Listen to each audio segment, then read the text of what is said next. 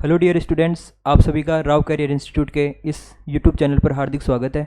दोस्तों, आज की इस सेशन में हम बात करने वाले हैं 12th एनसीईआरटी एग्रीकल्चर केमिस्ट्री के बारे में। ये जो आपकी जो क्लास है आज की, ये 12th एग्रीकल्चर बोर्ड एग्ज़ाम के साथ साथ जितने भी स्टेट एग्रीकल्चर यूनिवर्सिटीज़ होती है उन सभी में जो एंट्रेंस एग्ज़ाम होते हैं जैसे जेट का, MPPG, CUET, इन सभी के लिए हेल्पफुल होने वाली है। तो आज के इस सेशन में हम बात करने वाले हैं 12th क्लास के एग्रीकल्चर केमिस्ट्री के बारे में। इसका जो फर्स्ट चैप्टर है वह ये कि मृदा क्या होती है, इसका निर्माण किस प्रकार से होता है और चट्टानें क्या होती हैं,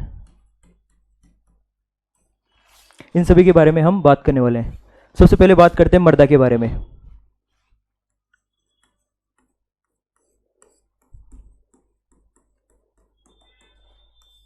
आप सभी ने सुना होगा कि पृथ्वी की जो सबसे ऊपरी सतह होती है उसको मृदा कहा जाता है, लेकिन अपन साइंटिफिक टर्म में बात करते हैं कि मृदा क्या होती है।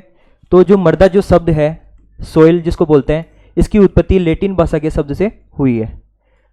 इसकी उत्पत्ति लैटिन भाषा के शब्द सोलम से हुई है, जिसका मतलब होता है फर्श, और फर्श को इंग्लिश में बोलते हैं फ्लोर। यानी कि जो मृदा होती है वो पेड़ पौधे को सहारा प्रदान करती है, यांत्रिक सहारा।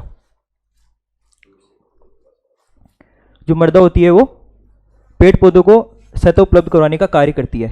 ये जो सोलम है, सोलम का मतलब होता है कि जो मृदा के अंदर परिच्छेदिका होती है, सोइल प्रोफाइल, उसके अंदर जो संस्तर होते हैं, तो ए और बी संस्तर को सम्मिलित रूप से सोलम कहा जाता है। तो अपन बात करते हैं सोलम के बारे में, डिटेल से बात करेंगे बाद में। अब इसकी ब्रांच के बारे में बताते हैं कि मृदा की ब्रांच कौन कौन सी होती है। Branch of soil science.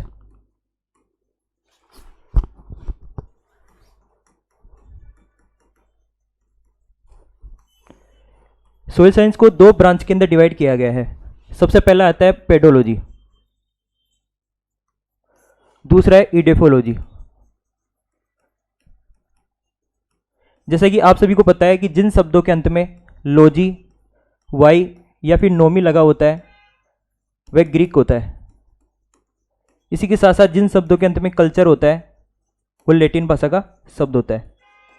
तो ये जो पेडोलॉजी और इडेफोलॉजी है ये अपने ग्रीक भाषा के शब्द हैं जो दो वर्डों से मिलकर बने हुए हैं। सबसे पहला है पेडोन और लोगस, ये दो शब्दों से मिलकर बना हुआ है। पेडोन का मतलब होता है सोइल अर्थात मृदा, और लोगस का मतलब होता है टू स्टडी, अध्ययन करना। इसी की बात करते हैं इडेफोलॉजी। इडेफोलॉजी भी अपनी ग्रीक भाषा का शब्द है जो इडेफोज और लोगस से मिलकर बना हुआ है। इडेफोज का मतलब भी होता है सोइल और इसका मतलब होता है टू स्टडी। तो दोनों में डिफरेंस क्या है? पेडोलॉजी है, पेडोलॉजी के अंदर तीन बातों का बात ध्यान में रखते हैं। सबसे पहले मृदा की उत्पत्ति किस प्रकार से हो रही है, दूसरा है वर्गीकरण, तीसरा है मृदा का वितरण। तो मृदा विज्ञान की वह शाखा जिसके अंदर मृदा की उत्पत्ति, वर्गीकरण तथा उसके वितरण के बारे में अध्ययन किया जाता है वो अपने पेडोलॉजी के अंदर किया जाता है। दूसरी बात करते हैं इडेफोलॉजी। इडेफोलॉजी क्या है? मृदा विज्ञान की वह शाखा है जिसके अंतर्गत मृदा और उसके पेड़ पौधों से संबंधित अध्ययन किया जाता है, पेड़ पौधे की वृद्धि एवं विकास से संबंधित, उसको इडेफोलॉजी बोलते हैं। फिर बात करते हैं कि मृदा विज्ञान और पेडोलॉजी दोनों का जनक कौन है। तो मृदा विज्ञान और पेडोलॉजी, इनका जनक वीवी डोकुचेव को बोला जाता है।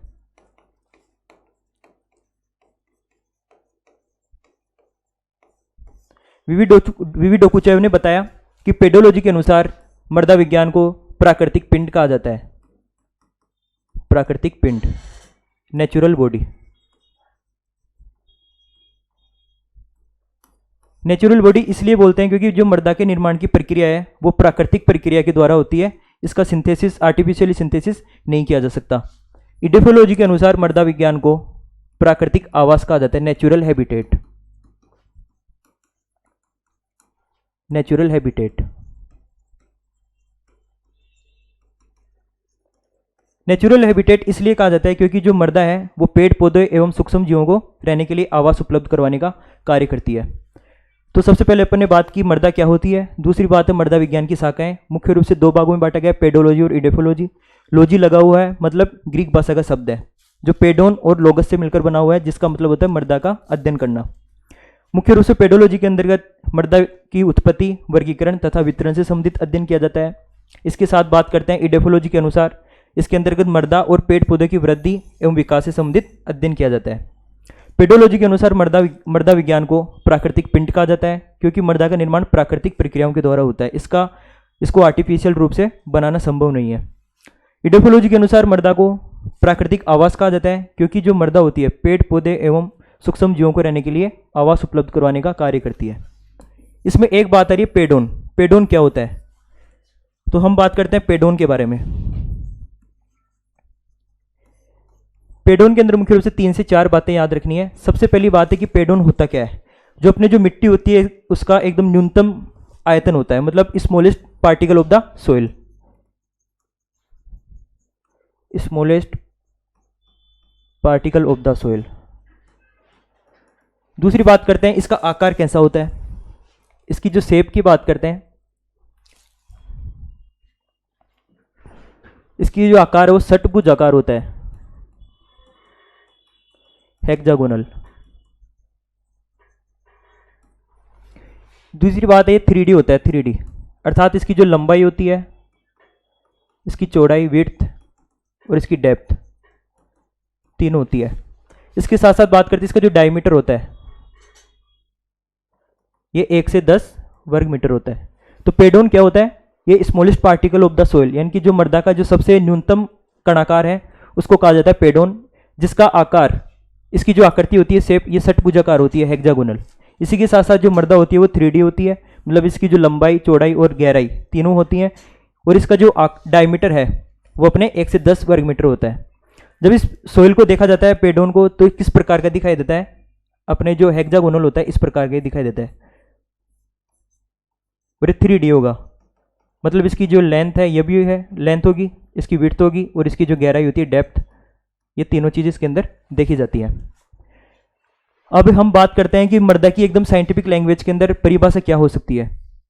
तो अलग अलग वैज्ञानिकों के अनुसार मृदा विज्ञान की अलग अलग परिभाषा बताई गई है।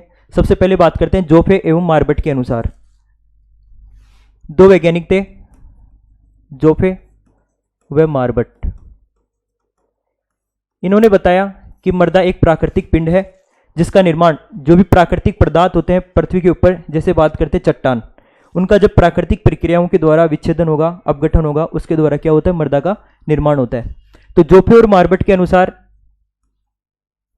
जोफे और मार्बट के अनुसार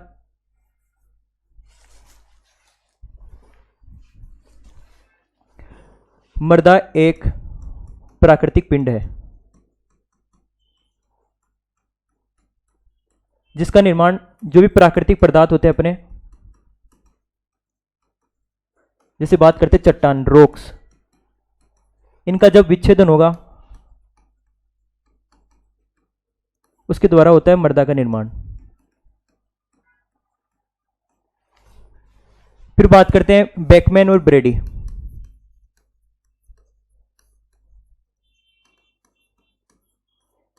बेकमैन और ब्रेडी के अनुसार भी मृदा एक प्राकृतिक पिंड है, मृदा एक प्राकृतिक पिंड है, लेकिन इन्होंने बताया कि जो मृदा का जो निर्माण है वो पेड़ पौधे एवं सूक्ष्म जीवों के द्वारा, जब पेड़ पौधे एवं मृत जो जीव जंतु होते हैं उनका जब सूक्ष्म जीवों के द्वारा विच्छेदन होगा उसके द्वारा मृदा का निर्माण होता है। यानी कि पेड़ पौधे व जीव जंतु, इनका जब सूक्ष्म जीव यानी कि माइक्रोब्स की उपस्थिति में डिकम्पोजिशन होगा उसके द्वारा मृदा निर्माण होता है। तो ये क्या था, अपने मृदा विज्ञान की परिभाषा थी कि जोफे और मार्बट जो दो वैज्ञानिक थे, इन्होंने बताया कि मृदा एक प्राकृतिक पिंड है जिसका निर्माण पृथ्वी की सतह के ऊपर जितने भी प्राकृतिक पदार्थ पाए जाते हैं, जैसे चट्टानों की बात करते हैं, जब इनका भौतिक, रासायनिक, जैविक तीनों क्रियाओं के द्वारा जब इसका विच्छेदन होगा उसके द्वारा मृदा का निर्माण होता है। उसके बाद में बात करते हैं बेकमैन और ब्रेडी। बेकमैन और ब्रेडी जो दो वैज्ञानिक हैं, इन्होंने बताया कि जब पृथ्वी की सतह के ऊपर विभिन्न प्रकार के पेड़ पौधे एवं जीव जंतु पाए जाते हैं, जब ये पौधे और जीव जंतु जब मर जाते हैं तब इनका सूक्ष्म जीवों के द्वारा विच्छेदन होता है, उसके द्वारा मृदा निर्माण होगा। आसान सी शब्दों में बात करें तो मृदा क्या है? मृदा एक त्रिविमीय, यानी कि 3D होती है, त्रिविमीय संरचना है, और यह क्या है? प्राकृतिक पिंड भी है। तो मृदा एक त्रिविमीय प्राकृतिक पिंड है जिसका निर्माण सूक्ष्म जीवों एवं जीव जंतुओं के द्वारा पेड़ पौधों के विच्छेदन के द्वारा होता है। इसके बाद में बात करते हैं अपन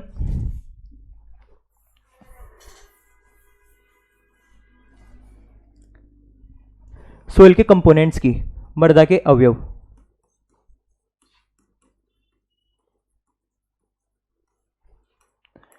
मृदा के अवयवों को मुख्य रूप से दो भागों में बांटा गया है। एक तो होता है ठोस भाग, दूसरा होता है रंध्रावकाश। जो ठोस भाग होता है, सॉलिड पार्ट होता है, ये 50% होता है अपने, और 50% ही होता है पोर स्पेस।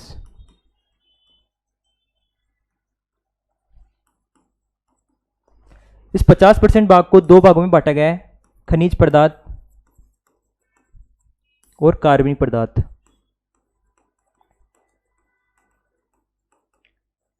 खनिज पदार्थ होते हैं 45% और 5% पार्ट में होता है कार्बनिक पदार्थ।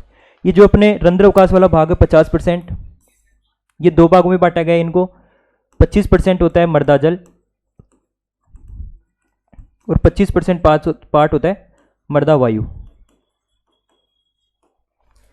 ये जो खनिज पदार्थ होते हैं इनको ये मुख्य रूप से क्रिस्टलोइड और कोलोइड के रूप में होते हैं।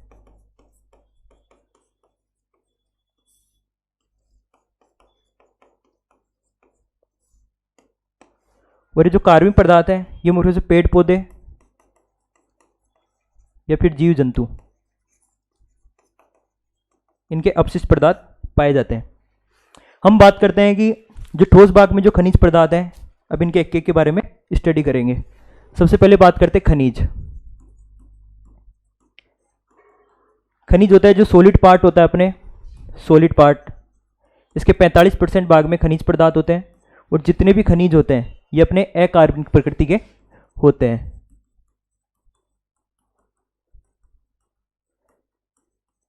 इसी के साथ साथ खनिज होते हैं पेड़ पौधों की वृद्धि एवं विकास के लिए काफ़ी हेल्प करते हैं।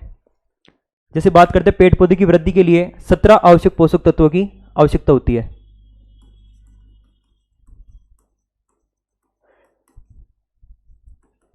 तो ये जो खनिज होते हैं पेड़ पौधों की वृद्धि एवं विकास में सहायता करते हैं। जैसे बात करते हैं NPK, कैल्शियम मैग्नीशियम सल्फर, इसके अलावा बोरोन,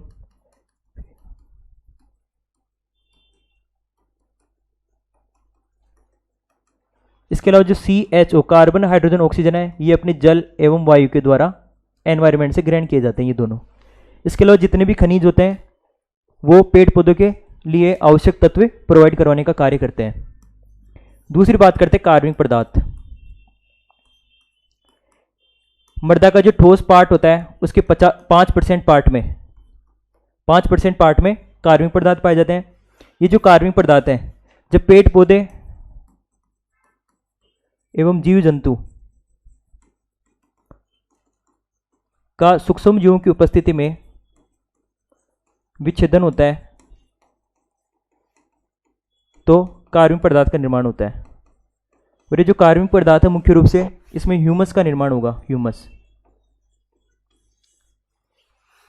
तो जब पेड़ पौधे एवं जीव जंतुओं का सूक्ष्म जीवों की उपस्थिति में फेवरेबल एनवायरमेंटल कंडीशन होती है, जैसे तापमान हुआ, pH हुआ, इसके अलावा मॉइस्चर हुई, ये सभी अवेलेबल होंगी तो कार्बनिक पदार्थों का पेड़ पौधों जीव जंतुओं का विच्छेदन होगा और कार्बनिक पदार्थ से क्या बन जाएगा? ह्यूमस। मुख्य रूप से जितनी भी राजस्थान की जो सोइल है उसमें कार्बनिक पदार्थ की मात्रा बहुत कम पाई जाती है। लगभग ये कार्बनिक पदार्थ की मात्रा राजस्थान की जो सोइल है उनमें 0.1 से 5% के आसपास पाई जाती है। इसके अलावा जो अपनी जलोढ़ मृदा होती है, जलोढ़, इसमें पाई जाती है 0.4%। फिर तीसरी बात करते हैं मृदा जल की। मृदा जल,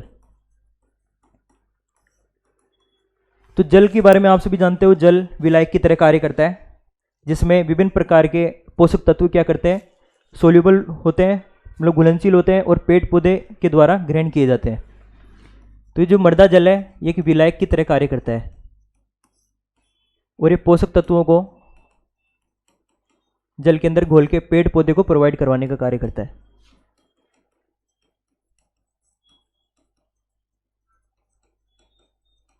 अपने जो रंध्र अवकाश होते हैं 50%, उसमें से 25% क्या होता है, मृदा जल। फिर बात करते हैं मृदा वायु। रंध्र अवकाश में से 25% पाया जाता है मृदा वायु। जितने भी लिविंग ऑर्गेनिज्म होते हैं उन सभी के रेस्पिरेशन के लिए, श्वसन के लिए ऑक्सीजन की आवश्यकता होती है। तो पेड़ पौधे हैं उनको भी श्वसन में ऑक्सीजन की आवश्यकता होगी। तो ये जो ऑक्सीजन है ये मृदा वायु मृदा से प्राप्त होती है। जो रंध्र अवकाश होते हैं 50% पार्ट में, उसमें जो सोइल एयर प्रेजेंट होती है उसके द्वारा पेड़ पौधे ऑक्सीजन ग्रहण कर पाते हैं। इसके बाद में बात करते हैं नेक्स्ट जो अपने टॉपिक है वह मृदा के कार्य, फंक्शन ऑफ सोइल। तो सबसे पहले बात करते हैं इसकी डेफिनेशन। पढ़ते टाइम पढ़ते थे कि मृदा लैटिन भाषा के शब्द सोलम से मिलकर बना हुआ है, जिसका मतलब होता है फर्श। अर्थात जो मृदा है वो पेड़ पौधे को फर्श यानी कि यांत्रिक सहारा प्रदान करने का क्या कार्य करती है। दूसरी बात करते हैं, अभी सोइल कंपोनेंट्स के बारे में बात की है। तो मृदा है वो पेड़ पौधे की वृद्धि एवं विकास के लिए खनिज, जल तथा वायु प्रदान करने का कार्य करती है। इसकी नेक्स्ट बात करते हैं, मृदा है वो सूक्ष्म जीवों एवं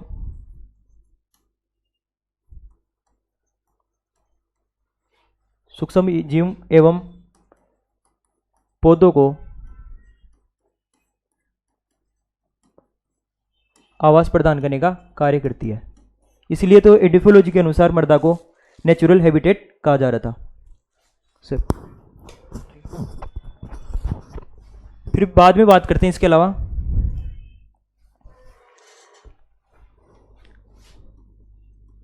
ये जो मृदा है इसको मुख्य रूप से दो पार्ट में डिवाइड करते हैं। एग्रीकल्चर मशीनरी चलाई जाती है उसके आधार पर। सबसे पहले बात करते हैं पृष्ठ मृदा और दूसरी होती है अवमृदा। पृष्ठ मृदा, दूसरा होता है अवमृदा।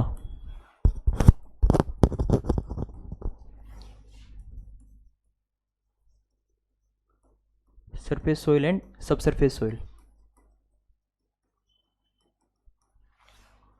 तो पृष्ठ मृदा की बात करते हैं तो पृष्ठ मृदा क्या होती है, पृथ्वी की जो सबसे ऊपरी जो सतह होती है उसके अंदर 0 से 15 सेंटीमीटर वाली जो मृदा होती है उसको पृष्ठ मृदा कहा जाता है।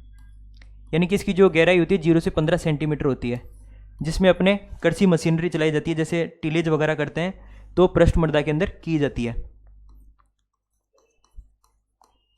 यानी कि मृदा की वह परत जिसमें कृषि मशीनरी चलाई जाती है, और ये 0 से 15 सेंटीमीटर तक होती है। अवमृदा की बात करते हैं, ये 15 से 30 सेंटीमीटर होती है। दूसरे पॉइंट की बात करते हैं पृष्ठ मृदा की। ये सबसे ऊपरी परत होती है जिसमें ऑर्गेनिक मटेरियल भी ज़्यादा होगा, अर्थात इसमें कार्बनिक पदार्थ की जो मात्रा है वो भी ज़्यादा होती है। इसमें कार्बनिक पदार्थ की मात्रा कम होगी। इसमें रंध्र अवकाश अच्छे होंगे। तो मृदा वायु है, मृदा वायु संचार ये भी अच्छा होता है। इसमें मृदा वायु संचार अच्छा नहीं होता, क्योंकि जैसे जैसे गहराई पर जाते हैं मृदा कंपैक्टनेस हो जाती है, उसके अंदर रंध्र अवकाश की मात्रा कम होने लग जाती है। इसी के साथ साथ बात करते हैं, जैसे जैसे मृदा की गहराई में जाएंगे पेड़ पौधे होते हैं वो सूक्ष्म जीव होते हैं, वो रेस्पिरेशन में ऑक्सीजन ग्रहण कर लेते हैं और CO2 रिलीज करते हैं। तो उस कंडीशन के अंदर मृदा में ऑक्सीजन की मात्रा में कमी आएगी और CO2 का कंसंट्रेशन बढ़ जाएगी। तो फोर्थ पॉइंट है, इसमें वायु संचार अच्छा हो रहा है, मतलब ऑक्सीजन की मात्रा है वो ज़्यादा होगी और CO2 की मात्रा कम। इसमें ऑक्सीजन कम होगा और CO2 ज़्यादा। नेक्स्ट बात करते हैं 6th पॉइंट,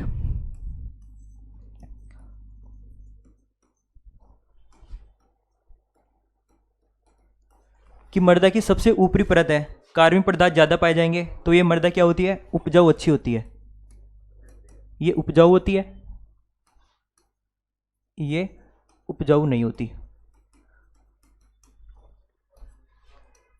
नेक्स्ट पॉइंट बात करते हैं, इसका जो कैटायन एक्सचेंज कैपेसिटी होती है, धनायन विनिमय क्षमता,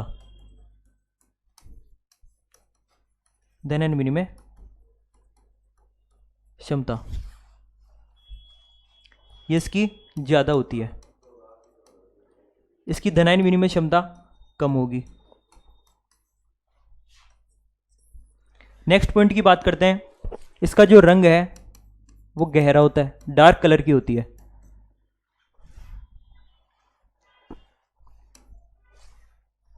गहरा,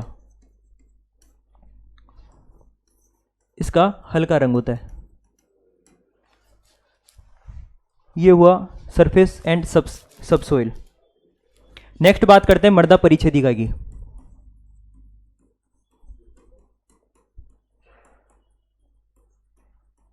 सोइल प्रोफाइल,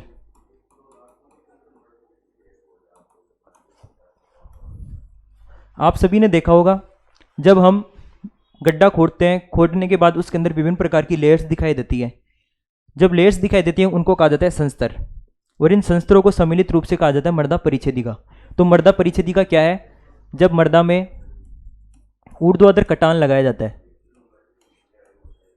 ऊर्ध्वाधर कटान मतलब कि वर्टिकल कट, जब मृदा में वर्टिकल कट लगाया जाता है तो इसके अंदर विभिन्न प्रकार की क्षैतिज परतें दिखाई देती हैं, क्षैतिज परत यानी कि horizontal layers. In horizontal layers को कहा जाता है संस्तर, और इन संस्तरों को सम्मिलित रूप से कहा जाता है मृदा परिच्छेदिका।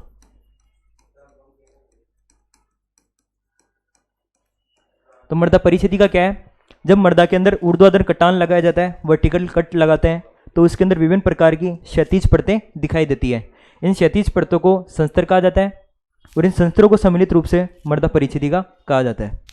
जैसे डायग्राम के द्वारा हम इसको समझते हैं, जैसे आपने मिट्टी के अंदर कटान लगाया इस प्रकार से, इसको कहा जाता है वर्टिकल कट, ये है ऊर्ध्वाधर कटान। इसमें कटान लगाने के बाद विभिन्न प्रकार की क्षैतिज परतें दिखाई देती हैं इस प्रकार से।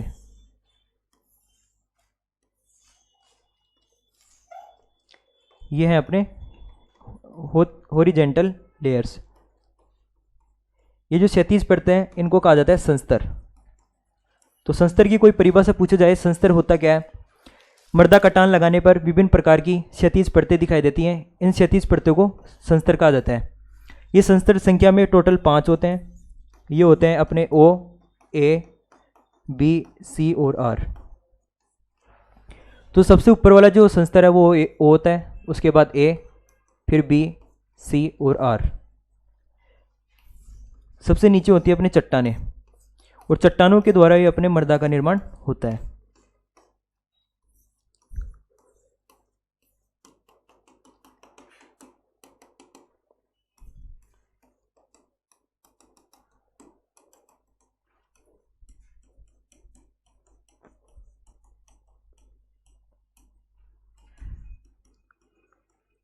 तो इसके अंदर सबसे पहले बात करते हैं मृदा परिच्छेदिका, कि मृदा में जब ऊर्ध्वाधर कटान लगाया जाता है, वर्टिकल कट लगाते हैं, तो इसके अंदर विभिन्न प्रकार की लेयर्स दिखाई देती हैं।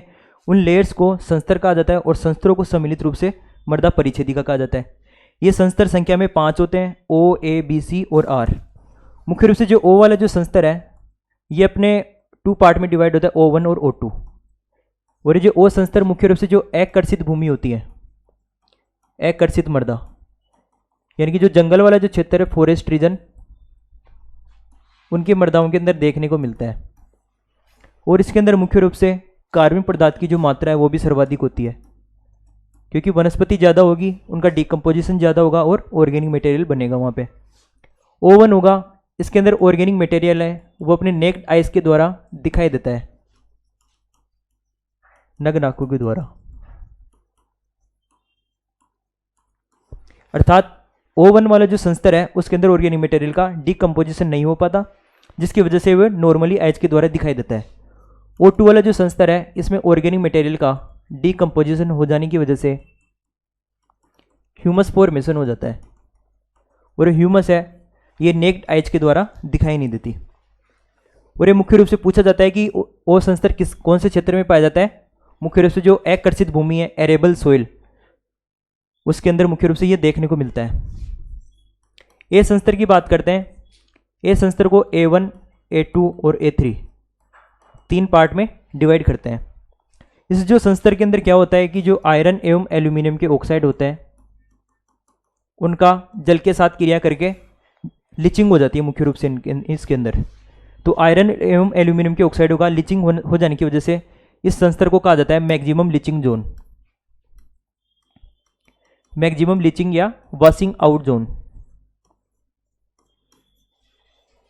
और इस ए संस्तर को के अंदर जो A2 वाला जो संस्तर है इसको आई संस्तर कहा जाता है, आइल्यूएशन। आइल्यूएशन का मतलब वो होता है निक्सालन, जिसके अंतर्गत आयरन एवं एल्यूमिनियम के ऑक्साइड जल के साथ क्रिया करके नीचे वाले संस्तरों में चले जाते हैं। मुख्य रूप से जो A1 जो संस्तर है इसको खनिज संस्तर कहा जाता है, क्योंकि इसके अंदर खनिज की मात्रा ज़्यादा होती है और इसका जो रंग होता है वो गहरा होता है, डार्क कलर होता है इसका। क्योंकि इसके अंदर जितने भी खनिज पाए जाते हैं वो ऑर्गेनिक मटेरियल के साथ क्रिया करके एक सब्सटेंस बनाते हैं, पदार्थ बनाते हैं, जिसकी वजह से इनका रंग गहरा होता है। मुख्य रूप से A2 वाला जो संस्तर है ये इंपॉर्टेंट है, क्योंकि इसके अंदर क्या होता है, आयरन एवं एल्यूमिनियम का निक्सालन हो रहा है। A3 की बात करते हैं, ये A1 व B3 के मध्य संस्तर होता है, अंतर्वर्ती संस्तर होता है ये। B की बात करते हैं, इसको भी तीन पार्ट में डिवाइड करते हैं, B1, B2 और B3। इसके अंदर जो B2 वाला है इसको इल्यूएशन कहा जाता है, इसका मतलब होता है निक्षेपण। यानी कि ए संस्तर के अंदर जो भी आयरन एवं एल्यूमिनियम के ऑक्साइड लीचिंग हुआ था ये जाके बी संस्तर के अंदर डिपोजिट हो जाता है, डिपोजिशन हो जाता है यहाँ पे। इसलिए इस संस्तर को कहा जाता है मैक्सिमम एक्यूमुलेशन जोन।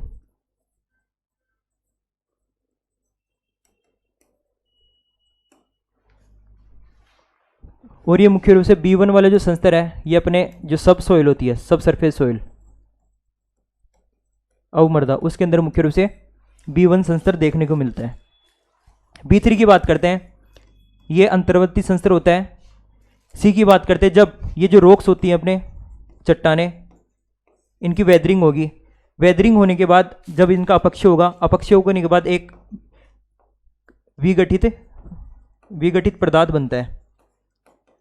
ये विघटित पदार्थ है ये अपनी C संस्तर में देखने को मिलता है। तो C संस्तर क्या होगा, ये अनकॉन्सोलिडेटेड मटेरियल होता है पेरेंट मटेरियल का। अनकॉन्सोलिडेटेड मटेरियल ऑफ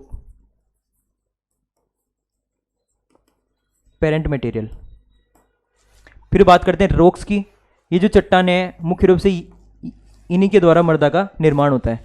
तो मृदा परिच्छेदिका है वो क्या है, सबसे पहले बात करते हैं मृदा परिच्छेदिका की। जब मृदा के अंतर्गत एक ऊर्ध्वाधर यानी कि वर्टिकल कटान लगाते हैं तो इसके अंदर विभिन्न प्रकार की ये क्षैतिज परतें दिखाई जाती है। इन क्षैतिज परतों को कहा जाता है संस्तर, और जब इन संस्तरों को सम्मिलित रूप से बोलते हैं तो वो मृदा परिच्छेदिका कहलाती है। ये संस्तर मुख्य रूप से 5 प्रकार के होते हैं, O, A, B, C और R। ए वाले जो संस्तर होता है इसको आइल्यूएशन जोन कहा जाता है और इसको इल्यूएशन, ये दोनों इंपॉर्टेंट है। सबसे पहले बात करते हैं O संस्तर की। ये सबसे मृदा परिच्छेदिका का सबसे ऊपरी संस्तर है जिसमें कार्बनिक पदार्थ की मात्रा सर्वाधिक होती है। वो ये मुख्य रूप से अकर्षित जो भूमि होती है जैसे जंगल वाली मृदा, उनमें देखने को मिलता है। इसमें जो O1 वाला जो संस्तर है इसमें ऑर्गेनिक मटेरियल ज़्यादा होता है क्योंकि उसका डिकम्पोजिशन नहीं हो पाता, तो इनको नग्न आंखों के द्वारा देखा जा सकता है। फिर बात करते हैं O2 संस्तर की। इसमें ऑर्गेनिक मटेरियल का डिकम्पोजिशन हो जाने की वजह से ह्यूमस फॉर्मेशन हो जाता है। उसके बाद बात करते हैं ए संस्तर।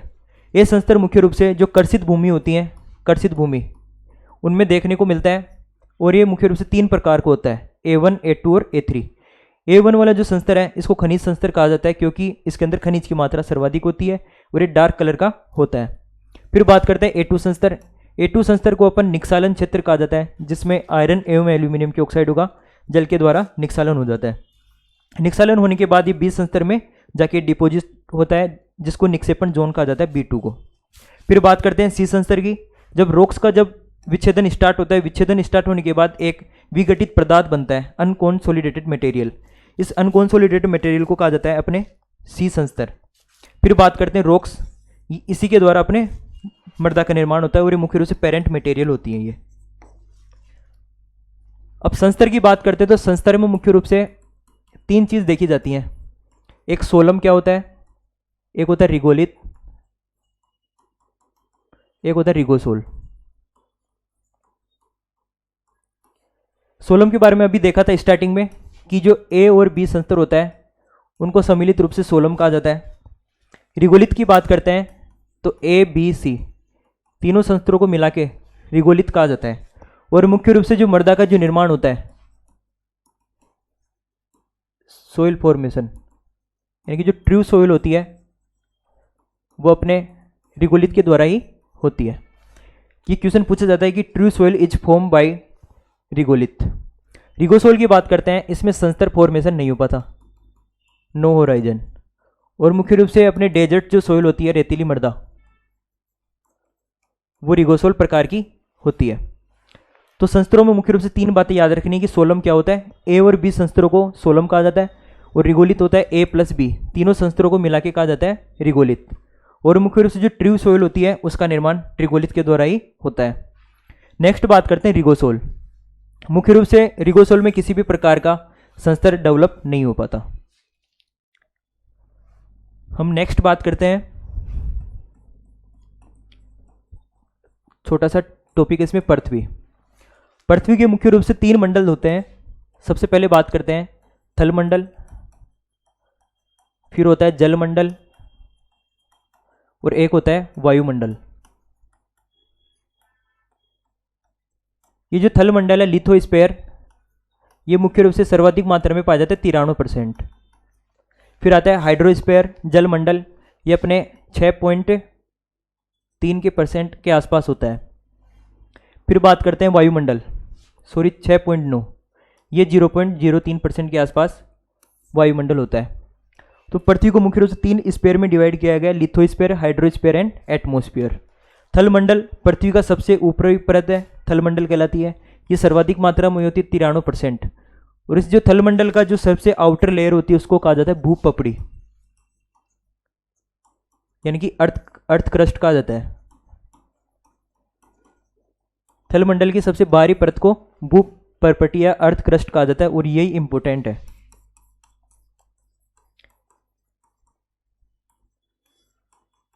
इसका कंपोजिशन पूछा जाता है कि भूपपड़ी पर सर्वाधिक मात्रा में पाई जाने वाली धातु कौन सी है, अधातु कौन सी है। तो सबसे पहले बात करते हैं ऑक्सीजन, सिलिका, एल्यूमिनियम, आयरन और कैल्शियम।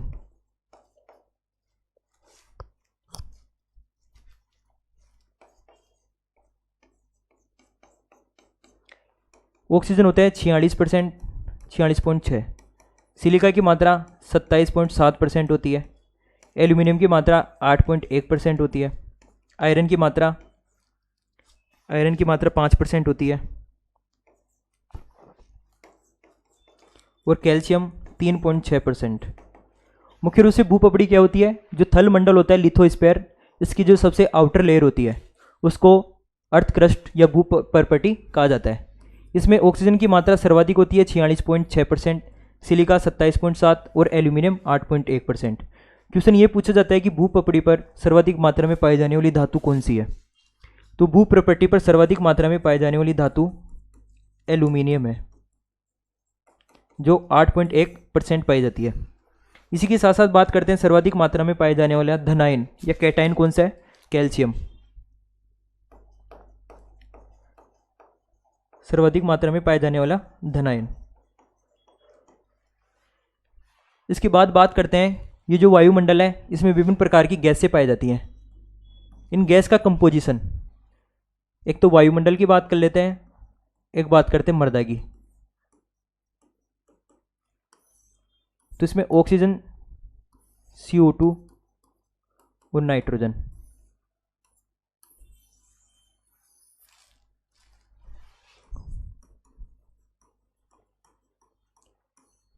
वायुमंडल।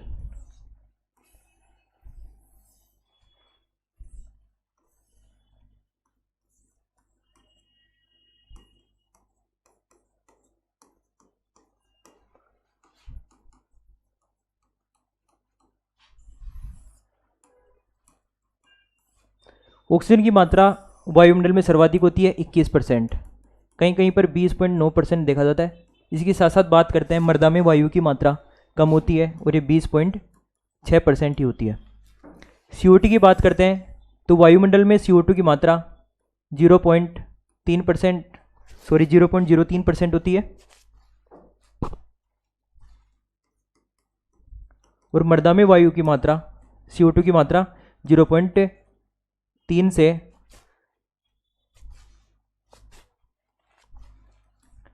0.25 से 0.3% CO2 की मात्रा होती है। नाइट्रोजन की मात्रा की बात करते हैं तो वायुमंडल में नाइट्रोजन की मात्रा 78.08% और इसमें 78%। क्वेश्चन मुख्य रूप से CO2 का पूछा जाता है, जो भी आपकी ppm जो पार्ट्स पर मिलियन होता है उसमें पूछा जाएगा। ये बात याद रखना कि मृदा के अंदर CO2 की मात्रा सर्वाधिक होती है और वायुमंडल में ऑक्सीजन की मात्रा सर्वाधिक होती है। तो यदि आपको कोई भी डिजिट को ppm में चेंज करना हो तो आपके पास जितने भी परसेंट में वैल्यू है उसको 10,000 से मल्टीप्लाई कर देना, तो परसेंट में जो वैल्यू है वो ppm में चेंज हो जाएगी। इसी के अलावा यदि आपके पास परसेंट में कोई भी वैल्यू निकालना है और उसको ppm में दे रखा है आपको, तो ppm में 10,000 का भाग दे देना है, उससे आपके परसेंट में निकल जाएगा। जैसे क्वेश्चन की बात करते हैं, CO2 ये अपने 0.3% की बात करते हैं। जब ये 10,000 से मल्टीप्लाई होगा तो इसकी जो कंसंट्रेशन वो 300 ppm आ जाएगी, 3,000। तो ये क्या होगा, CO2 की ppm में सांद्रता आ जाएगी। नेक्स्ट बात करते हैं, चट्टानों की बात करते हैं अब। चट्टान, इसको इंग्लिश में रॉक्स कहा जाता है। सबसे पहले बात करते हैं चट्टानों के अध्ययन किस ब्रांच के अंदर किया जाता है, तो पेट्रोलॉजी में चट्टानों के बारे में अध्ययन किया जाता है। जब ज्वालामुखी उद्गार होता है, ज्वालामुखी उद्गार होने के बाद लावा निकलता है जिसको मोल्टन मैग्मा कहा जाता है। ये मोल्टन मैग्मा या लावा जब ठंडा होकर ठोस पिंड धारण करता है, ठोस रूप, तो उससे चट्टानों का निर्माण होता है। ये ठोस रूप जब भूमि सतह के अंदर ही जाके ठंडा हो जाएगा और चट्टानों का निर्माण करेगा, तो मृदा सतह के अंदर जो चट्टानों का निर्माण होगा उसको कहा जाता है आंतरिक चट्टान। और यदि ये मोल्टन मैग्मा या लावा है, ये भूमि सतह से ऊपर ठंडा होकर ठोस रूप धारण करता है, उसको कहा जाता है बाह्य चट्टानें। आंतरिक चट्टानों को वोल्केनिक या फिर इंटेंसिव चट्टानें कहा जाता है, वोल्केनिक या इंटेंसिव। तो आंतरिक चट्टानें क्या होती हैं, ऐसी चट्टानें जब ज्वालामुखी उद्गार होने के बाद लावा निकलेगा यानी कि मोल्टन मैग्मा, यदि ये भूमि सतह के अंदर ठंडा होकर ठोस रूप धारण कर रहा है उसको कहा जाता है आंतरिक चट्टानें। इसके अंदर मुख्य रूप से जो एग्जाम्पल है वो अपने डायोराइट, ग्रेनाइट,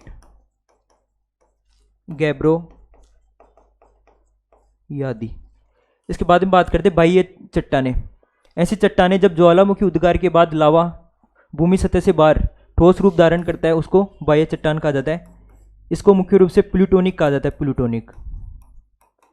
प्लूटोनिक या एक्सटेंसिव। इसके अंदर मुख्य रूप से दो ही चट्टानें आते हैं, बेसाल्ट और रायोलाइट।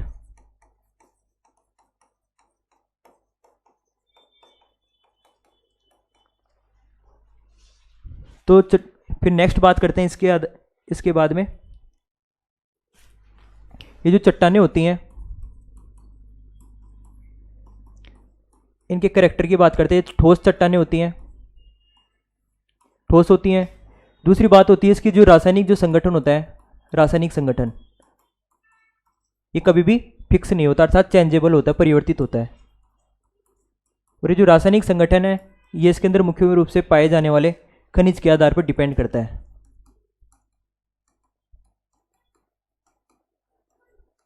खनिज पर निर्भर करता है। चट्टानों को मुख्य रूप से 3 भागों में बांटा गया है। सबसे पहला होता है आग्नेय चट्टानें, दूसरा होता है अवसादी, फिर है रूपांतरित। रूपांतरित को कायांतरित चट्टानें भी कहा जाता है। ये जो आग्नेय चट्टानें हैं इनको इग्नियस रॉक कहा जाता है। ये मुख्य रूप से 2 प्रकार की होती हैं, एक तो उत्पत्ति के आधार पर, दूसरा होता है रासायनिक संगठन के आधार पर। तो सबसे पहले बात करते हैं आग्नेय चट्टानें होती क्या है।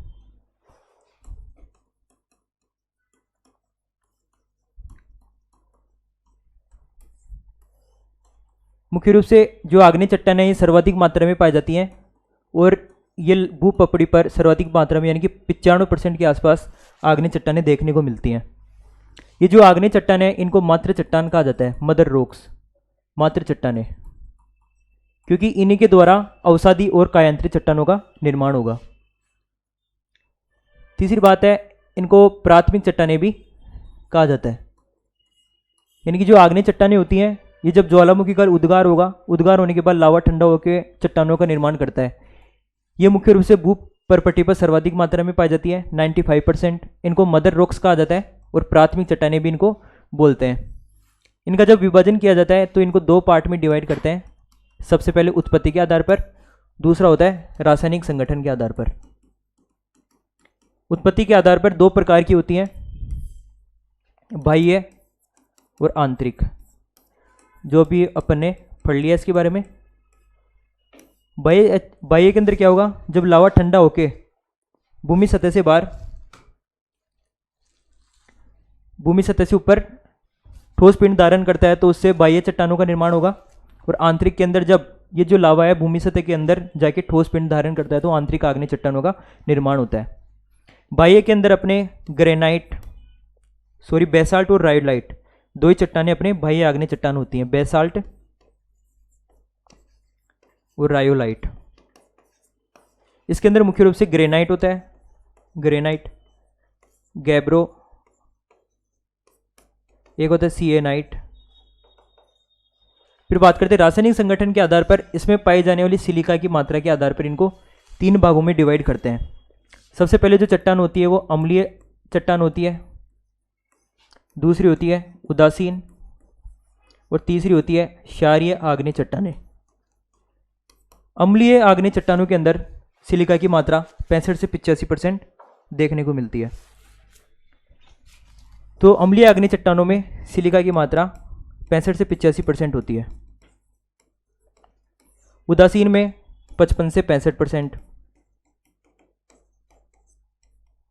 और क्षारीय आग्नेय चट्टानों में सिलिका की मात्रा 45 से 55% होती है।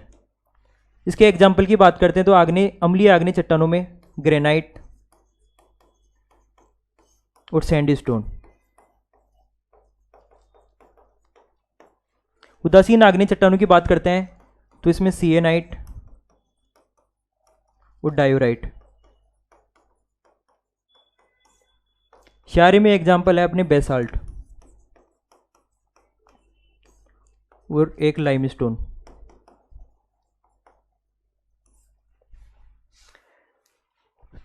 फिर नेक्स्ट बात करते हैं अवसादी चट्टानें।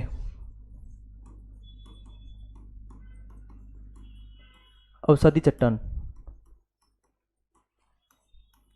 ये मुख्य रूप से भूपरपट्टी पर 5% पाई जाती है। अवसादी चट्टानों का निर्माण आग्नेय चट्टानों के द्वारा ही होता है। उनको प्राथमिक चट्टानें कहा जा रहा था, इनको द्वितीयक चट्टान कहा जाता है।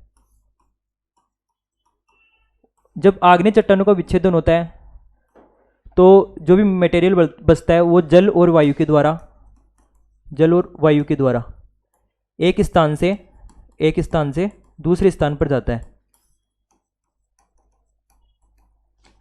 और ये दूसरे स्थान पर जाके परतों के रूप में इसका निर्माण होता है, परतों के रूप में डिपोजिशन हो जाता है इसका। इसलिए जो अवसादी जो चट्टानें होती हैं, ये परतों के रूप में इनका जमाव होने की वजह से इनको परतदार चट्टान भी कहा जाता है। यानी कि जल और वायु के द्वारा जो भी आग्नेय चट्टानों का विच्छेदन होने के बाद जो भी पदार्थ बनेगा वो एक स्थान से दूसरे स्थान पर जल एवं वायु के द्वारा जाएगा। जाने के बाद ये परतों के रूप में जमा होता है, इसलिए इसको परतदार चट्टान भी कहा जाता है और इसको द्वितीयक चट्टान बोलते हैं। इसके एग्जाम्पल्स की बात करते हैं, मुख्य रूप से सैंडस्टोन, लाइमस्टोन, एक होता है कोल जिसको कोयला बोलते हैं। मुख्य रूप से सैंडस्टोन और लाइमस्टोन अपने अवसादी चट्टानों के उदाहरण है, लेकिन जो सैंडस्टोन होता है ये अपने अम्लीय प्रकृति का होता है, अम्लीय, और जो लाइमस्टोन होता है ये क्षारीय प्रकृति का। तभी आपने देखा होगा कि जो भी प्रॉब्लमेटिक सॉइल होती हैं मुख्य रूप से उनके सुधार करने में लाइमस्टोन काम में आता है, और मुख्य रूप से जो अम्लीय मृदाएं होती हैं उनको सुधारने में लाइमस्टोन का यानी कि कैल्शियम कार्बोनेट का यूज किया जाता है। नेक्स्ट बात करते हैं रूपांतरित चट्टानें। रूपांतरित चट्टान, जब आग्नेय और अवसादी चट्टान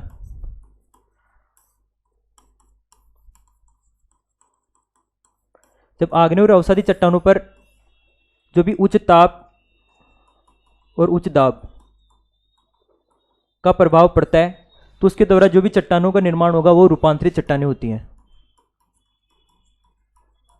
यानी कि जो रूपांतरित चट्टानें होती हैं उनका निर्माण आग्नेय और अवसादी के द्वारा ही होता है। इसके एग्जाम्पल्स की बात करते हैं, मुख्य रूप से जो मार्बल होता है, अपने मार्बल, संगमरमर, इसी का उदाहरण है। इसके बाद बात करते हैं सिस्ट की और एक नीस। ये तीनों चट्टानें रूपांतरित चट्टानों के उदाहरण हैं। एक बात और कि जो अवसादी चट्टानें होती हैं इसमें जीवाश्म की मात्रा सर्वाधिक होती है। जो जीवाश्म ईंधन होता है, फॉसिल फ्यूल,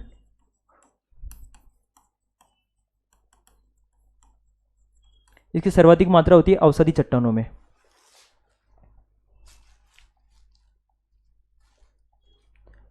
अब जब चट्टानों का विच्छेदन होगा तो चट्टानों के विच्छेदन के द्वारा एक तो मृदा का निर्माण होता है, दूसरा होता है खनिज का। तो अपन खनिज के बारे में पढ़ेंगे कि खनिज होते क्या हैं। तो खनिज क्या होता है? दो या दो से अधिक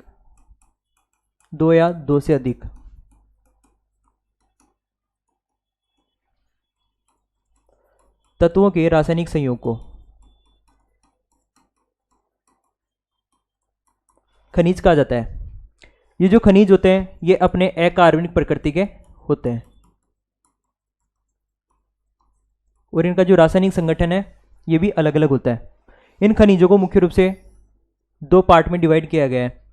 एक होता है प्राथमिक खनिज, दूसरा है द्वितीय खनिज।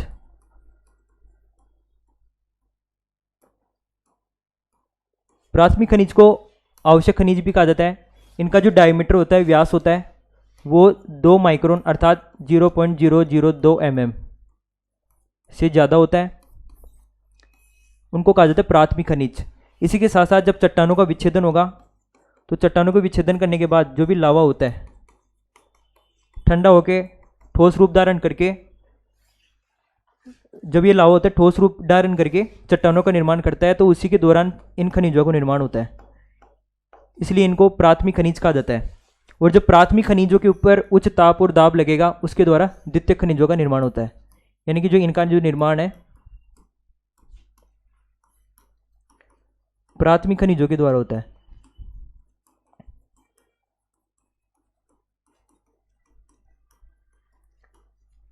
और इनका व्यास 0.002 mm से कम होता है या 2 माइक्रोन से कम बोल सकते हैं।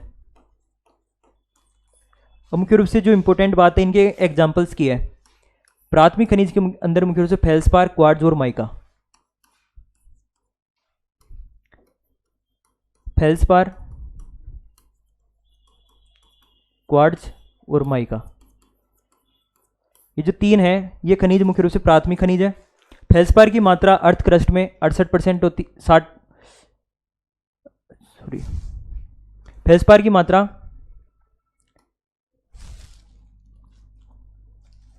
48% होती है। क्वार्ट्ज की मात्रा 36% होती है और 10% माइका पाया जाता है।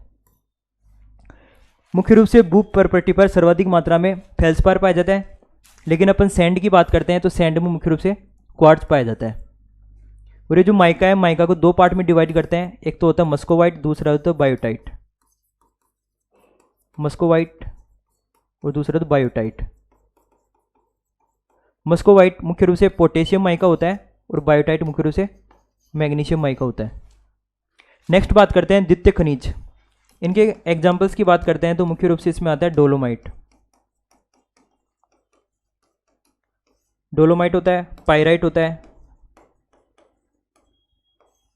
इसके साथ साथ डोलोमाइट और पाइराइट। डोलोमाइट का सूत्र होता है कैल्शियम मैग्नीशियम कार्बोनेट। पाइराइट का होता है FeS2।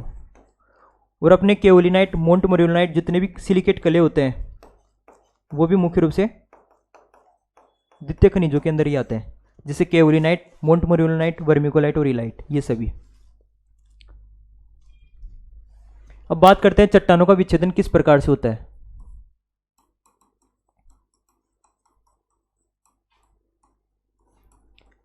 इनकी वेदरिंग ऑफ रॉक्स। चट्टानों का विच्छेदन मुख्य रूप से 3 प्रकार से होता है, भौतिक, रासायनिक और जैविक।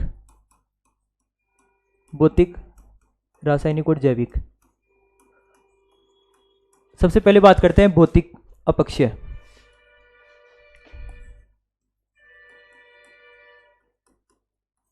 भौतिक अपक्षय, जब चट्टानों का अपक्षय भौतिक क्रियाओं के द्वारा होता है तो उसको डिसइंटीग्रेशन कहा जाता है। डिसइंटीग्रेशन। इसके अंदर मुख्य रूप से आता है, सबसे पहले आता है तापमान। तापमान किस प्रकार से अफेक्ट करता है चट्टानों के विच्छेदन को। आपने देखा होगा जब दिन होता है, दिन में तापमान ज़्यादा होता है, टेम्परेचर ज़्यादा होता है, और जो नाइट होती है उसमें टेम्परेचर कम। तो दिन और रात में जो टेम्परेचर का जो अंतर होता है, जैसे दिन में ज़्यादा गर्मी होने की वजह से टेम्परेचर ज़्यादा हुआ, नाइट में टेम्परेचर कम हो गया, तो इसकी वजह से चट्टानों के अंदर फैलाव एवं संकुचन होता है। फैलाव व संकुचन। तो फैलाव एवं संकुचन होने की वजह से चट्टानों का अपक्षय होता है। तो ये मुख्य रूप से जो प्रक्रिया है, मुख्य रूप से जो उष्ण कटिबंधीय क्षेत्र है, उष्ण जो क्षेत्र है उनमें ये देखने को मिलती है। दूसरी बात करते हैं बर्फ। आइस के द्वारा किस प्रकार से चट्टानों का अपक्षय होगा। जैसे जैसे टेम्परेचर में कमी आती है उसकी जो डेंसिटी होती है वो भी कम होगा। लेकिन वाटर की केस के अंदर बात करते हैं कि वाटर का जैसे जैसे टेम्परेचर कम होता है, अर्थात 0 डिग्री सेल्सियस, इसके जो घनत्व होता है वो बढ़ जाता है और लगभग 9% के आसपास ये आयतन में वृद्धि होती है। तो अपन बात करते हैं जितने भी जैसे चट्टानें होती हैं, जैसे रॉक्स है, कोई भी चट्टान है, इस चट्टान के अंदर कोई भी एक दरार पाई जा रही है, दरार। तो यदि इस दरार के अंदर वाटर अवेलेबल है और टेम्परेचर जैसे कम होगा, अर्थात जब तापमान जैसे जैसे कम होगा 0 के आसपास, तो टेम्परेचर कम होने की वजह से ये बर्फ के रूप में परिवर्तित हो जाएगा। बर्फ में परिवर्तित होने की वजह से इसके जो आयतन में वृद्धि होगी 9% के आसपास, जिसकी वजह से चट्टानों के अंदर दरार और भी ज़्यादा बड़ी होती है और इसका अपक्षय स्टार्ट हो जाता है। इसके एग्जाम्पल की बात करते हैं, जैसे आपने घर के अंदर देखा होगा, जब अपन किसी भी कटोरी वगैरह के अंदर बर्तन में बर्फ़ जमाते हैं तो जमाने के बाद जितना आप पानी का लेवल रखते हो, तो बर्फ़ जमने के बाद उसका जो पानी ऊपर तक आ जाता है उसके अंदर, मतलब उसके अंदर क्या होता है, आयतन में वृद्धि होती है। तो बर्फ़ के द्वारा भी क्या होगा, चट्टानों का अपक्षय। नेक्स्ट बात करते हैं वायु। जब तेज हवा चलती है तो हवा चलने के बाद इन चट्टानों के जितने भी छोटे अपक्षय करने के बाद छोटे छोटे पार्टिकल्स होते हैं, ये एक स्थान से दूसरे स्थान पर जाएंगे। जाने के बाद क्या करते हैं, ये कण आपस में टकराते हैं। टकराने की वजह से, घर्षण होने की वजह से क्या होता है, इनका अपक्षय स्टार्ट हो जाता है। फिर बात करते हैं आकाशीय बिजली का कड़कना। आकाशीय बिजली यानी कि जब भी आकाशीय बिजली कड़कती है तो कड़कने की वजह से भी क्या होता है, चट्टानों के अंदर दरारें उत्पन्न होती हैं और उससे उनका अपक्षय होता है। फिर बात करते हैं ग्लेशियर। जब ग्लेशियर होता है वो पानी के रूप में जब इन पिघलता है, तो ये जो पानी है ग्लेशियर का पानी, ये बड़ी बड़ी चट्टानों को आपस में लेके एक स्थान से दूसरे स्थान पर ले जाते हैं, और आपस में घर्षण होने की वजह से इसके द्वारा भी मृदा का निर्माण होता है, अर्थात चट्टानों का अपक्षय होगा। दूसरी बात करते हैं जैविक विधि। जैविक विधि के अंदर मुख्य रूप से पेड़ पौधे एवं जीव जंतुओं की बात करते हैं। आपने देखा होगा पहाड़ी क्षेत्रों के अंदर विभिन्न प्रकार के पेड़ पौधे पाए जाते हैं। जैसे मान लीजिए कोई भी रॉक्स है, इनके अंदर पेड़ पौधे पाए जाते हैं, और पेड़ पौधे की जड़ों में विभिन्न प्रकार के सूक्ष्म जीव पाए जाते हैं। ये सूक्ष्म जीव श्वसन के अंदर ऑक्सीजन ले लेते हैं तथा CO2 रिलीज करेंगे, और इन दरारों के अंदर मुख्य रूप से पानी भी पाया जाता है। ये जल और CO2 आपस में क्रिया करके बनाती हैं कार्बनिक अम्ल H2CO3, और ये जो कार्बनिक अम्ल है ये चट्टानों के अपक्षय में हेल्प करेगा। दूसरी बात करते हैं जीव जंतु। जीव जंतुओं के अंदर मुख्य रूप से बात करते हैं एक्टिनोमाइसिटीज। ये एक्टिनोमाइसिटीज मुख्य रूप से लिग्निन के विच्छेदन में भी हेल्प करता है। इसी के साथ साथ ये चट्टानों के भी अपक्षय में सहायक होता है। तो मुख्य रूप से जीव जंतु और पेड़ पौधे की बात करते हैं, ये भी चट्टानों के अपक्षय करने में सहायक करते हैं। नेक्स्ट बात करते हैं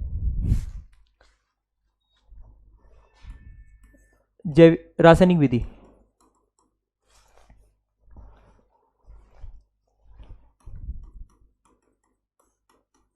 रासायनिक विधि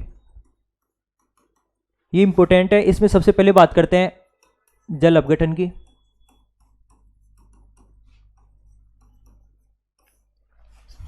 जैसे एक ऑर्थोक्लेज की बात करते हैं, जल अपघटन।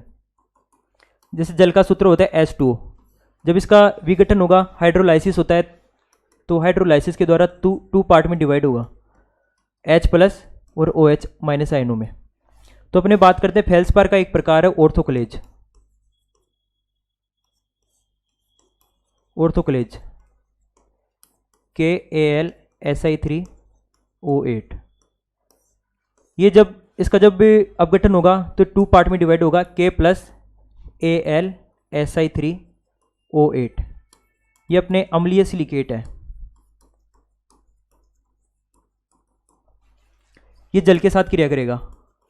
तो यहाँ पे मुख्य रूप से एक तो अपने बनता है अम्लीय सिलिकेट, और दूसरा बनता है पोटेशियम हाइड्रोक्साइड। फिर ये जो अम्लीय सिलिकेट है ये वापस से 8 जल के अणुओं के साथ क्रिया करेगा, तो अपने बॉक्साइड बनता है Al2O3.3H2, और साथ में सैलिसिलिक एसिड बनता है। और ये जो अम्ल होते हैं ये मुख्य रूप से चट्टानों के अपक्षय में सहायक होते हैं। जैसे उधर बात किए थे कार्बनिक अम्ल, वो भी चट्टानों के अपक्षय में हेल्पफुल था, और ये जो सैलिसिलिक एसिड है ये भी अपने चट्टानों के अपक्षय में सहायता करता है। तो रासायनिक विधि में सबसे पहले बात करते हैं जल अपघटन की, कि जब जल का विघटन होता है, हाइड्रोलाइसिस होता है, तो H+ और OH आयनों के अंदर विघटन होगा। ये अपने ऑर्थोक्लेज जो फेल्सपार का एक रूप है, इसके साथ क्रिया करता है, तो अम्लीय सिलिकेट बनेगा और पोटेशियम हाइड्रोक्साइड। ये जल में घुलनशील होता है, तो जल के साथ क्रिया करके ये भूमि के निचले स्तरों में चला जाता है। और अम्लीय सिलिकेट है, ये जल के साथ क्रिया करके बॉक्साइट और सैलिसिलिक अम्ल का निर्माण करेगा। ये सैलिसिलिक अम्ल चट्टानों के अपक्षय में सहायता करता है। फिर दूसरी बात करते हैं जल योजन। जल योजन यानी कि जल योजन का मतलब होता है किसी भी आपके पास कोई भी खनिज वगैरह है उनके साथ जल का जुड़ना। जैसे बात करते हैं हेमेटाइट की, इसका सूत्र होता है Fe2O3। जब ये जल के साथ क्रिया करता है तो ये नए खनिज का निर्माण करेगा Fe2O3.3H2। ये हेमेटाइट था, यह है लिमोनाइट।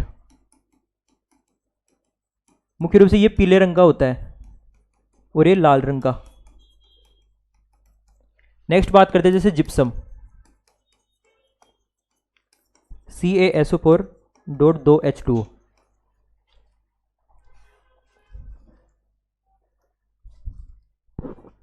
तो ये जल के साथ क्रिया करके जिप्सम का निर्माण कर लेता है। इस प्रकार से क्या होगा, ये जो जल योजन है चट्टानों के अपक्षय में सहायता करता है।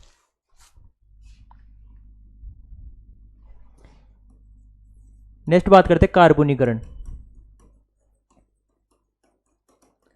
यानी कि CO2 और जल दोनों क्रिया करके कार्बनिक अम्ल बनाते हैं, और ये जो कार्बनिक अम्ल है कैल्शियम कार्बोनेट के साथ क्रिया करती है, तो कैल्शियम बाइकार्बोनेट बनाती है।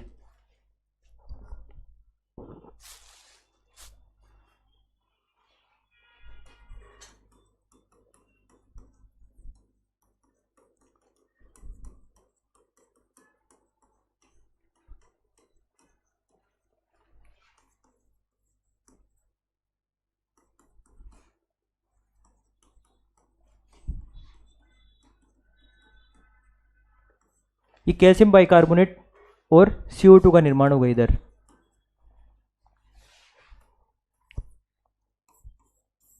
फिर चौथा आता है ऑक्सीकरण। जिसे बात करते हैं आयरन ऑक्साइड की या फिर फेरस ऑक्साइड। ये ऑक्सीजन के साथ क्रिया करके Fe2O3 बना लेता है, हेमेटाइट। पांचवी बात करते हैं अपचयन। अपचयन का मतलब होता है हाइड्रोजन का जुड़ना या ऑक्सीजन का निकलना। तो ये जो रिएक्शन है ये जस्ट इसकी अपोजिट हो जाएगी। Fe2O3 है, ये अपने FeO और O2। इस प्रकार से क्या होता है, ये भौतिक, रासायनिक और जैविक तीन विधियां हैं, इनके द्वारा चट्टानों का अपक्षय होता है।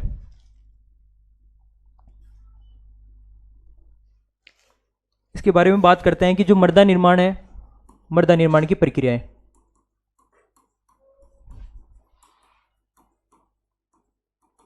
मृदा निर्माण की प्रक्रियाओं को मुख्य रूप से दो भाग में बांटा गया है।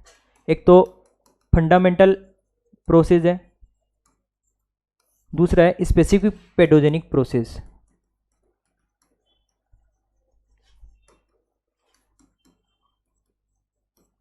फंडामेंटल के अंदर मुख्य रूप से तीन बात होती हैं। एक तो होता है ह्यूमिफिकेशन,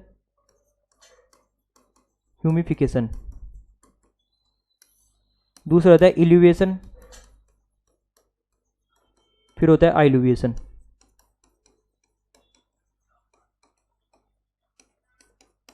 और उसके बाद मृदा परिच्छेदिका का निर्माण हो जाता है।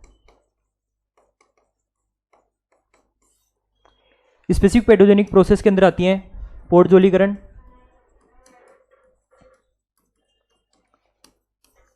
लेटेराइजेशन, एक होता है पेडोटर्बेशन।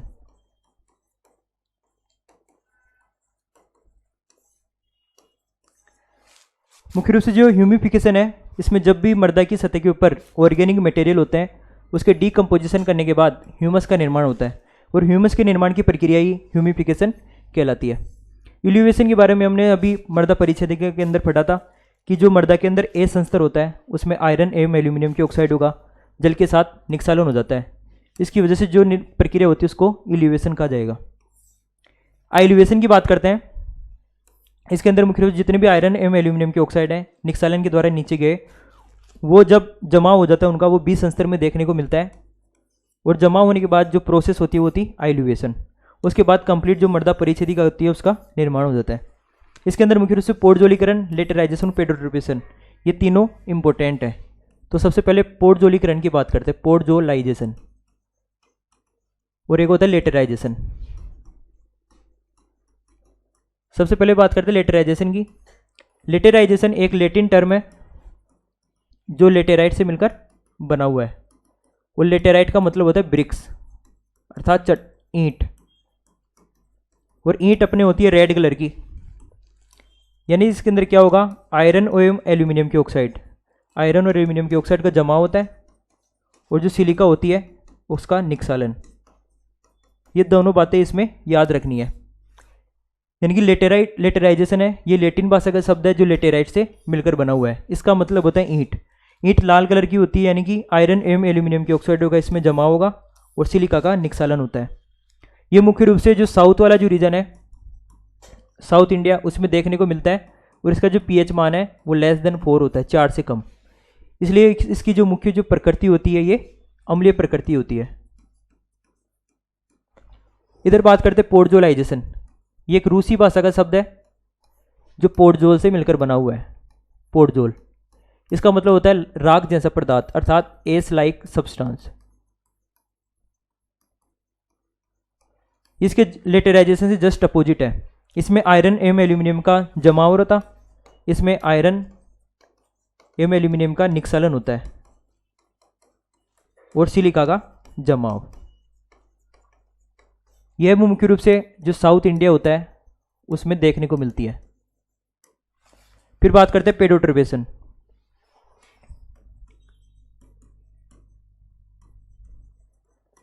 यानी कि मृदा के अंदर विभिन्न प्रकार के संस्तर होते हैं। इन भिन्न संस्तरों को आपस में मिलाने की प्रक्रिया, भिन्न संस्तरों को मिक्स करना,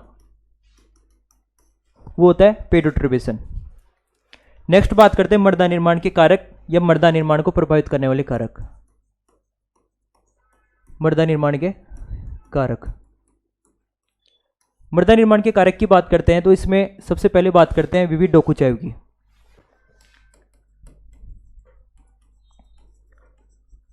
वीवी डोकुचाइव ने सबसे पहले सन 1900 के अंदर 3 मुख्य कारक बताए थे जिससे मृदा का निर्माण होता है। इन्होंने बताया कि मृदा निर्माण में मुख्य रूप से क्लाइमेट, ऑर्गेनिज्म और एक होता है पेरेंट मटेरियल, इनकी पैतृक पदार्थ। तो वीवी डोकुचाइव, जिसे मृदा विज्ञान और पेडोलॉजी का जनक कहा जाता है, इन्होंने सन 1900 के अंदर 3 मुख्य कारक बताए, क्लाइमेट, ऑर्गेनिज्म और पेरेंट मटेरियल। उसके बाद जेनी वैज्ञानिक आए। जेनी ने 1941 में 5 कारक बताए। इन्होंने एक इक्वेशन दी थी सोइल फॉर्मिंग फैक्टर्स की।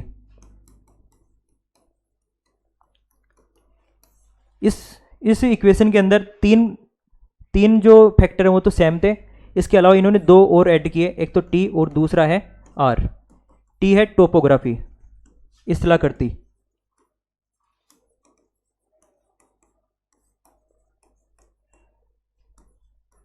आर है स्थलाकृति और टी क्या है? टी है टाइम यानी कि समय। इस प्रकार से जेनी ने 1941 में 5 कारक दिए थे, climate, organism, parent material, relief of topography and time. फिर जो नेक्स्ट साइंटिस्ट थे, ये वाला क्लासिफिकेशन इंपॉर्टेंट है, जोफे वाला। जोफे साइंटिस्ट ने इन 5 कारकों को 2 कैटेगरी के अंदर डिवाइड किया। और ये जो 2 कैटेगरी की थी मुख्य रूप से एक्टिव एंड पैसिव, यानी कि सक्रिय और दूसरा है निष्क्रिय। यानी इन्होंने मृदा निर्माण के 2 कारक बताए, पहला है सक्रिय कारक, दूसरा है निष्क्रिय कारक। सक्रिय कारक में इन्होंने दो फैक्टर को ऐड किया इन्होंने, एक तो था जलवायु, दूसरा है सूक्ष्म जीव। इसमें इन्होंने बाकी के जो 3 बच गए अपने, पेरेंट मटेरियल जिसको पैतृक पदार्थ कहा जाता है, इसी के साथ साथ समय और स्थलाकृति।